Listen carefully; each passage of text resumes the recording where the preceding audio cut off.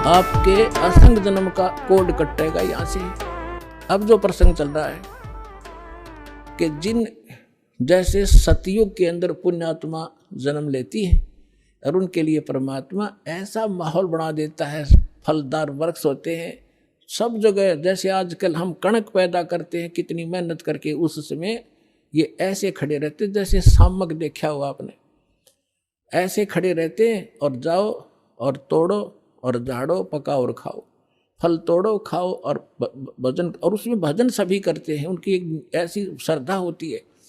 तो वो भक्ति करते हैं शास्त्र विरुद्ध और सुख सारे उपलब्ध हैं, शरीर भी स्वस्थ है, लाखों वर्ष जीवन भी रहता है, बाप से पहले बेटा भी नहीं मरता है और विधवा औरत विधवा नहीं होती हैं। तो वो ये सोच रहे कि हम जो साधना कर रहे हैं इससे हमें लाभ है, नहीं, यह भूल मार रही है हमने आज तक।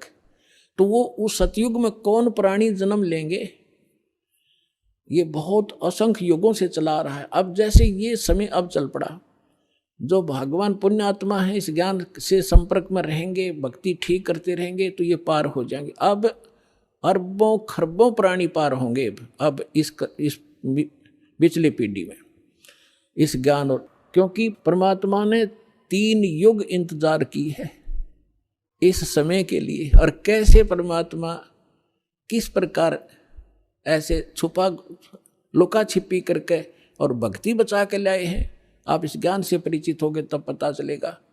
कहीं भी जैसे आप सोचा करते श्री कृष्ण ने साड़ी बढ़ा दी द्रौपदी की, श्री कृष्ण नर के बस का ना था कुछ भी। परमात्मा की श्रद्धा बनाए रखने के लिए परमात्मा कहते मैं ही 100 छल छिद्र करता हूँ, वही उसी संत का रूप बनाकर चले जाते हैं जो जिस गुरु पर आश्रित है और उसका काम कर देते। भगत में आस्था बनी रहती है और वो ने सोचा मेरे गुरु से या इस साधना से ठीक हो गया, होता उसके पूर्व जन्म के संस्कारों से। तो परमात्मा ने इस भक्ति को बचा के जीवित रखना था, इसलिए आपको यहाँ तक लाए हैं। तो अब जो पार होंगे वो तो होंगे ही होंगे। मालिक का वचन है सकल सृष्टि प्रवानिक होई, पूरा विश्व और नाम लेगा, मोक्ष होगा। फिर क्या होगा कि लास्ट में फिर ये तो स्वभाव है इस गंदे लोग का, एक फिर धीरे धीरे चाहकर परंपरा बिगड़ना शुरू हो जाती है। तो उस समय लास्ट में जो भक्त भक्ति यही कर रहे होंगे लेकिन वो पार नहीं हो पाएंगे, उनकी संख्या भी थोड़ी नहीं होगी, बहुत लाखों और करोड़ों में होंगे जो पार नहीं हो सकेंगे, लेकिन भक्ति संग्रहित हो जाएगी उनकी जबरदस्त। तो वो फिर क्या करेंगे, काल के हाथ चढ़ेंगे। उन्हीं में से ब्रह्मा विष्णु महेश ये देव और ये सब बनाए जाएंगे, गणेश और ये जो जितने भी देवता हैं, इंद्र कुबेर वरुण धर्मराज, ये 33 करोड़ देवता इन्हीं में से सिलेक्टेड होते हैं।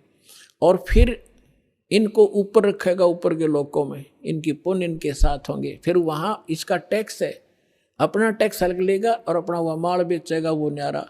तो इनके पुण्य समाप्त जब हो जाएंगे फिर ये दोबारा सतयुग में जन्म लेंगे। वो पिछले वाले जो ऊपर लुटन लग रहे हैं वो इस सतयुग में आएंगे और अब वाले फिर काफ़ी वर्षों के बाद वो आएंगे फिर सतयुग में।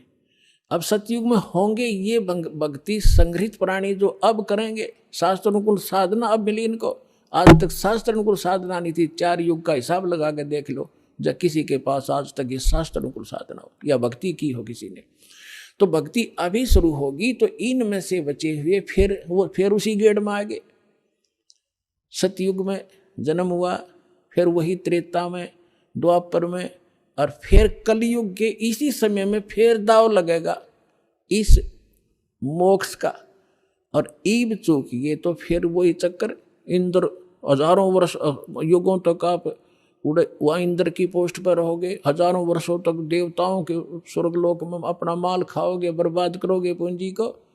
और फिर यदि आगे भगवान फिर कोई संत नहीं मिले, इतने जन्म मनुष्य के होकर भी फिर आप 84 लाख योनियों में चक्कर खाओगे। तो ये आज का विषय था कि आज आपको वो दाव लगा है, इसको संभाल के रखना। आपको मानव शरीर प्राप्त हुआ है, आपको 600 वर्ष पहले परमात्मा आए थे तब भी आप मालिक के शरणों में थे। 64 लाख शेष थे, ये 64 लाख तक पहले आएंगे। उसके बाद फिर परमात्मा ने ये अपना प्रचार फैला दिया है जैसे आपको बताया गया है कि ये वाणी उसको भी जैसे कागभूषण की कथा सुनाई थी, 6 महीने कथा सुनकर उसका थोड़ा सा असर हुआ कि नाम ले लूं, तो ये इतना प्रचार होगा इस वाणी का, आंधी सी उठेगी। तो वो जो टर्न वाइज भी जिनका नंबर मनुष्य का आया है वो कुछ दिन के बाद आ जाएंगे, शरण में आना पड़ेगा।